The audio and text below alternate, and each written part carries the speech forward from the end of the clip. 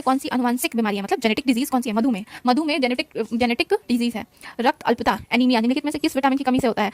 Anaemia vitamin B12 की कमी से होता है। पेसमेकर का प्रयोग किया जाता है दुर्बल हृदय को शक्ति प्रदान करने के लिए। निम्नलिखित में से कौन सी अंतस्रावी ग्रंथि? एंडोक्राइन ग्लैंड नहीं है, यकृत, लीवर। और कौन कौन है? तो एंडोक्राइन ग्लैंड थाइमस हो गया, थायराइड हो गया, थायराइड गले में होता है, और पिट्यूटरी ग्लैंड जो कि सबसे छोटा एक पी शेप में, एक मटर के साइज का होता है। डायलिसिस का संबंध गुर्दों से होता है।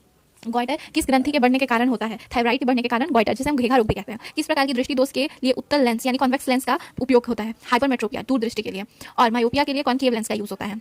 और मोतियाबिंद के लिए ऑपरेशन होता है। मानव शरीर में कितना रक्त होता है? मानव शरीर में 5% रक्त होता है। प्रोटीन कम होती है, प्रोटीन चावल में कम होती है, अंडे में बहुत प्रोटीन होता है, और मांस में प्रोटीन होता है, और दाल में भी प्रोटीन होता है, हर तरह की दाल में प्रोटीन होता है। निम्नलिखित में से कौन सा रोग ऐसा है जो मच्छरों से नहीं फैलता है? इंसेफेलिटीज। और कौन कौन सा ऐसे रोग है जो मच्छरों से फैलता है? मलेरिया भी, फाइलेरिया भी, और पीला बुखार भी। बाल काटने पर दर्द क्यों नहीं होता है? क्योंकि बाल में कोई भी तंत्रिका नहीं होती, इसलिए हमें बाल काटने पर दर्द नहीं होता है। जीवाणुओं से शरीर की रक्षा करने वाला कौन है? कोई जीवाणु से हमारे शरीर को WBC यानी व्हाइट ब्लड कॉर्पोसेल्स